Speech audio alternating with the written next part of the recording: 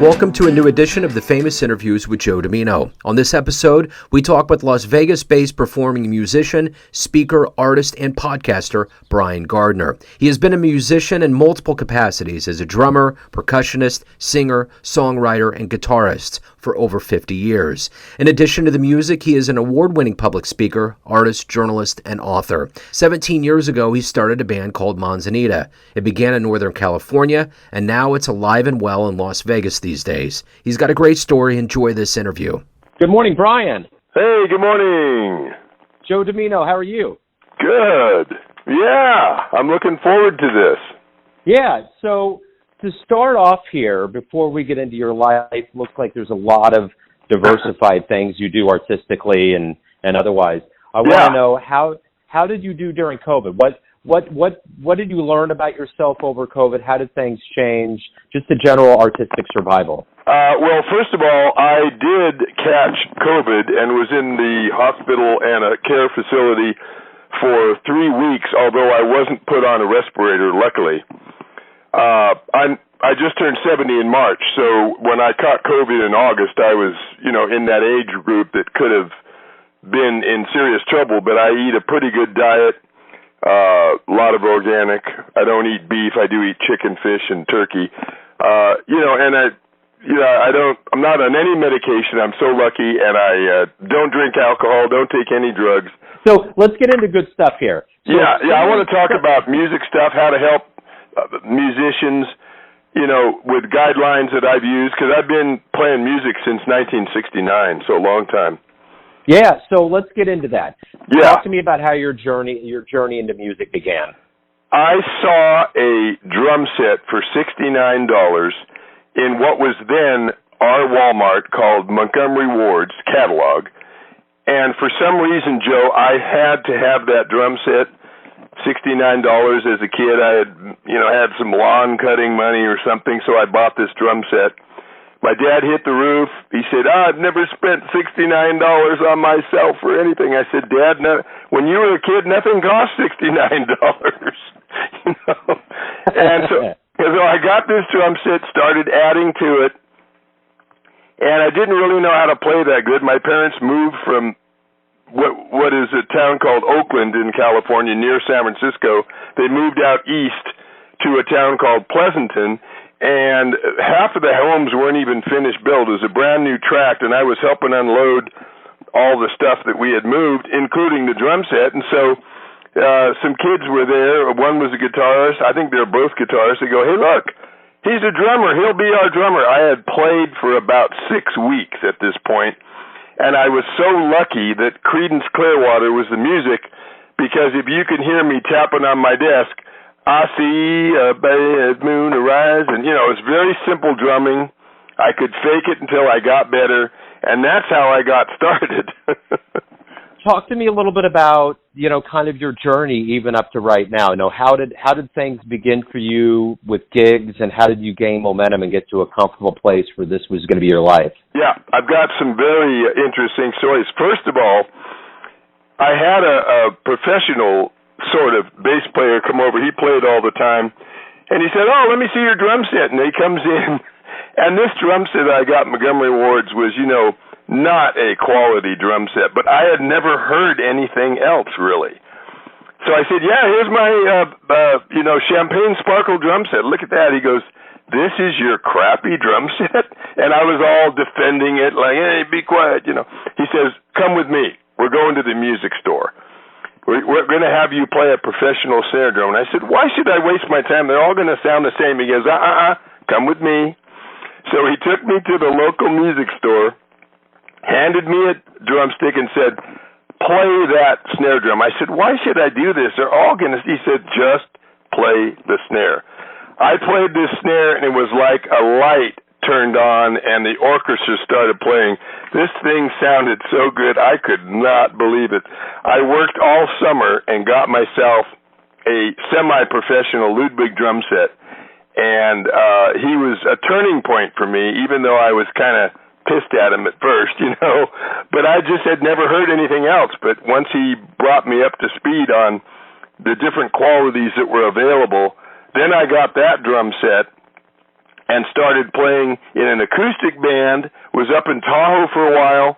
Then my sister contacted me and said, hey, my guitar teacher, bass player at the school I'm going to, the high school, is starting a band, and they've heard about you. They'd love to have you play with them. And so I left the band in Lake Tahoe and came down and joined what was the Mogul Band, and we became the top band for about 3 or 4 years, playing all the high school dances. And I have a memory that I'll never forget, which was so amazing, even at that level. So Peter Frampton's double album, Frampton Comes Alive, was just absolutely the most popular music of the time.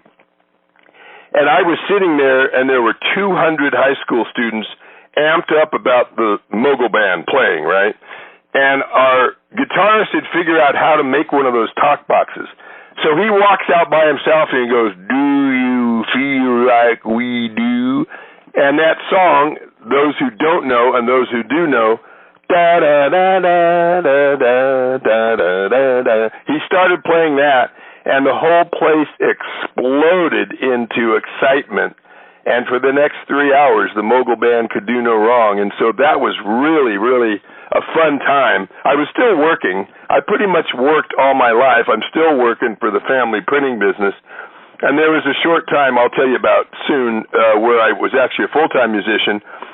But I played in that band, and then that band kind of changed direction, so I left that and did some other activities. And then about 17 years ago, I just didn't want to play super loud music, and so I started what is called the Manzanita Acoustic Band, and I've had that band doing covers and original songs for about 17 years in Northern California. Then I moved to Las Vegas about 7 years ago. And there's one other story before I let you have a chance to say something. I was in this acoustic band, not mine, and I was the only one that had the money to buy this 12-string guitar we needed, so I bought it. And then when that band broke up, they said, here's your guitar, see you later. And I got hooked on songwriting. I've written about probably 60 songs now. And that is just a real passion of mine today. I don't play drums anymore. I play percussion as well as singer-songwriter and guitar. And that's how I got to kind of where I'm at today with playing with Manzanita in Las Vegas. So talk about Manzanita, your current band, and just kind of tell me what you guys do and how that life treats you. Yeah, and I just started a new podcast called So You Want to Be a ... which is where I interview people who are industry professionals to help young people go, hey, I might like to be a construction worker. Let me watch an interview with a construction worker and see what it's really like from somebody who's been doing it for 20 years. So on today's program, I do have some suggestions for people that either want to play part-time if they're still working full-time, or they want to try to get into music quite heavily. And one of the things is I had to go through 40 musicians to find the two that I'm playing with currently, and I'm currently in auditions for another guitarist. And that's one of the things. You just have to talk to somebody on the phone, make sure they're not a rip-off person wanting to come to your house. Once you determine that they're a pretty cool person, have them come to your house, have them play with you, see if they like the kind of music you're doing. If you're doing originals, see if they like the kind of originals. And you just have to go through that process. Then when you get the band members, being a dictator is not good. But if you're the head of the band, you have to find a way to gain respect because somebody has to be the leader. And I only have a few rules in Manzanita. We don't play wearing blue jeans because I don't think it looks professional enough. And the musicians I play with go, yeah, no problem. I can wear black jeans or black slacks or whatever. And so the other thing in today's world, especially, I don't really care if someone uses drugs or drinks alcohol right before they come on stage, unless it harms the quality of the music. And if it harms the quality of music, of course, I'd never say something in front of an audience, and I would never say something in front of the fellow band members. I would take Joe or whoever it is aside and say, hey, look, there seems to be some problem with keeping the arrangements proper, and I just want to see what we could work out to fix that. I'm not going to dictate, hey, you can't do this, you can't do that, only when it harms the team, because really a band is a team.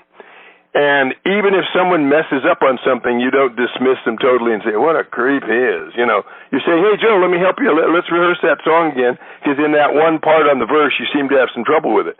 If it's all supportive like that, you will keep the band together. And the other thing that sticks a band together is gigs. If the band isn't gigging, unless the band members just want to play in the garage somewhere, you've got to have somebody who can get gigs, know how to talk to somebody, kind of, you know, some sales skills.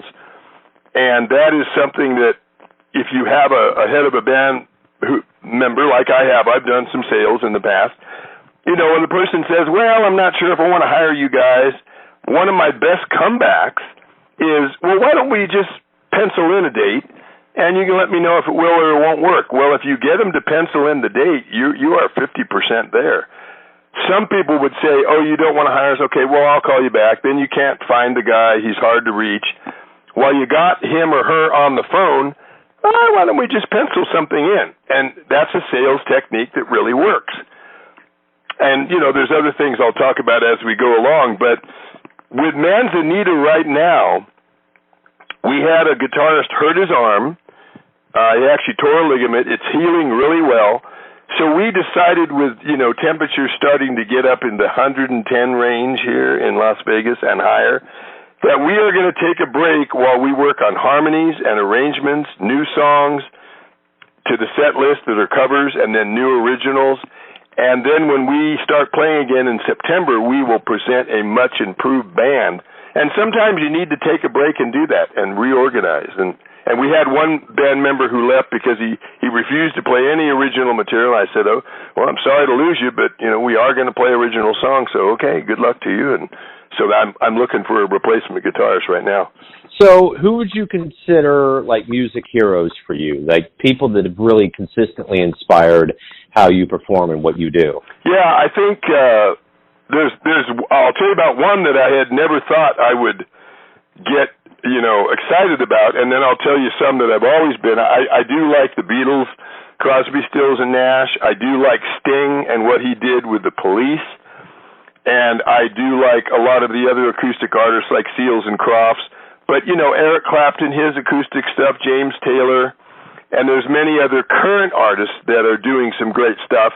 Now, I'll tell you a little interesting thing. I send emails for my son's printing business.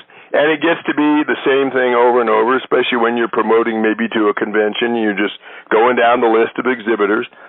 So even my son said, hey, watch some videos. It'll keep you in the seat longer. So I found a live performance by the Grateful Dead, and I always had considered that their songs were 15 minutes long, kind of tedious and boring.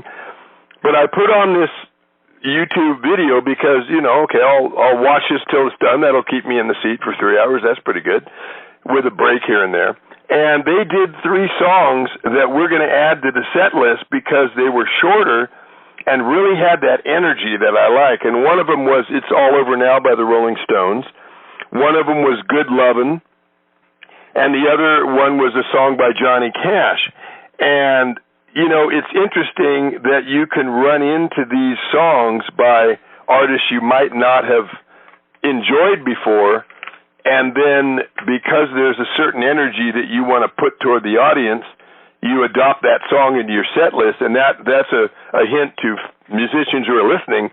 You know, broaden your listening. You might, you know, go to a Crosby, Stills, and Nash album, and you're, you know, 25, and that's not your favorite music, but you might find a song that you could adapt. Then, because you're doing a version of that song, you're capturing some of the older audience members, and they're sticking around, but you're also doing it kind of a new way that captures your 25-ish friends as well, so that can broaden your audience, you know. So that's something to consider. If you could meet any musician, see him play and meet him afterwards that's alive today, who would you do? Who would you see?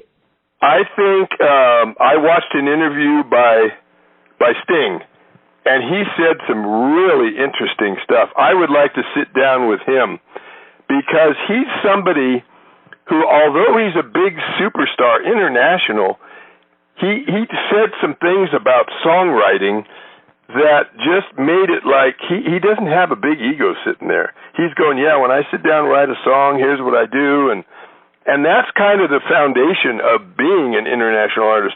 If you haven't got the songs, you don't have gas in the tank, right? You got to have songs at that level. You know, some of us can do covers and a few originals, but he's not going to do a bunch of covers. He's got to keep writing hit material. And another thing that Neil Young said once, he said, the reason I have the people and the lifestyle, and I can afford to pay these people, is when I'm writing a song, they know to just leave me alone and let me get the process because I'm connected with something. And I feel that myself as a songwriter. Like right now, I don't have a song idea, okay, but when I do, I feel like I am connected to some, you know, artistic and you know, energy source of some kind, and I do set aside a few things and get that song written. And so I think Sting would be just a fantastic person to talk to. So let's say you have a dream tonight and you run into the younger version of yourself around the time you were really getting out there and getting after it. Wait, say that again. I didn't hear the first part of that. So let's say you have a dream tonight and you run into the younger version of yourself, when you were really getting after things musically, and you could give yourself a piece of advice based on what you've learned throughout all these years. What would it be? You know, I think it would be to be believing in myself more, because a lot of times there's a term that maybe some of your listeners will either adopt or think is kind of cool. Instrumental racism. You know, when I was in the mogul band back there playing at the high school dances, I kind of had instrumental racism operated on me. Hey, you're a drummer. You don't sing. Come on, you know, because I wanted to help out with some harmonies, and they said, you're a drummer. You don't sing. And I really appreciate what the drummer for the Eagles did, because he sang a ton of those songs very well, in fact. So I would say, you know, be more believing in yourself, if I was talking to myself in this trip backwards. And even us, you know, drummer, you wrote a song. Well, what did you write it on? The drums, you know, and I was playing guitar by then. But, you know, kind of getting, you know, pigeonholed, you're a drummer, here's your limitations. And I couldn't believe it. I heard Christine McVie. I couldn't believe she said this in an interview. She said, well, this drummer came to us with a song. You know, he's not really a musician. He plays drums. I almost fell out of the chair when she said that. You know, she was talking about this drummer who had given one of their hit songs to him. He's not a musician. He plays drums. What? You know? That's crazy. Yeah, that does. Especially somebody at that level saying that. Yeah, that's absurd for sure. So everyone has a perception of you. Everyone has an idea of who they think you are. Your family, your friends, your fans. Sure. But ultimately, you live your life. Who do you think you are? Who do I think what? Who do you think you are? I am an individual who has a high level of creativity and energy, and I demand two things of myself that I also demand of musicians, although I don't put many demands on them. They have to leave the E and the A at home, the ego and the attitude. You see, I think that my songwriting and my ability of playing percussion, connecting with the audience, these are beautiful gifts that the audience enjoys, and then I get energy from them, and what a great thing. Why would I let ego get in there and kind of mess that up? Because I'm not up there to go, look at what a good guitarist, what a good percussionist I am. I'm up there because they have taken the time, especially with high gas prices, to come out and see us play, get away from their bills and their problems and their uncle who won't stop calling them or whatever, you know. And they want to be entertained. That's why I don't do politics or religion from the stage. I didn't do a survey to find out who's in the audience. You know, if you take a particular stand on something controversial, then you're going to piss off half the audience. They're going to leave, and then the person that hired you is going to be more mad at you than anybody. You know, so you have to looking at myself, I take this, leave the ego at home, and I don't really have much of an ego, but, leave it at home, and leave the attitude at home. If I've had a girlfriend yell at me, or a family member get in my face, or a big bill came in that I didn't expect, or the car needs a this or a that, the minute you walk on stage, I'm sorry. You have to leave all that behind. That's why some people work in a cubicle, and nothing against people who work in a cubicle. But the people who are happy working in a cubicle all day, I doubt they would want to be forced to walk on stage, not with a fake smile, with a real smile, and entertain the audience when their dog just died, or the car blew up, or, their daughter or son got arrested, or whatever calamity, right? But that's part of being a musician, and that's one of the gifts that I have. I have that ability, and I demand that of my musicians, and guess what? We have a great time on stage. And, there's a thing they talk about in movies all the time. A movie, especially a romantic comedy or a romantic movie, is only successful when the audience detects there is a real connection between the male lead and the female lead. If they don't connect on screen, the movie wasn't that good. Well, it's the same way with musicians. Smile every once in a while. It's amazing how musicians forget to do that. I'm not talking about being goofy and fake smile. Have a good time on stage. The audience sees that. Wow, what a fun band. These are very key elements, Absolutely, I agree. Yeah, and I feel that when I see shows. Brian, man, thank you for opening up. Thank you for taking some time out to kind of, piece together your music life. Thanks for reaching out, and good luck as, you develop new material for the fall. Yeah, and one thing I wanted to say, there is a lot of false information out there about marijuana and drugs and all that, and there's an organization, Truth About Drugs and drugfreeworld.org, that you can get free booklets that do not tell you to not take any of these substances, inhalants, heroin, any of it, alcohol, but it gives you information on what these drugs will do.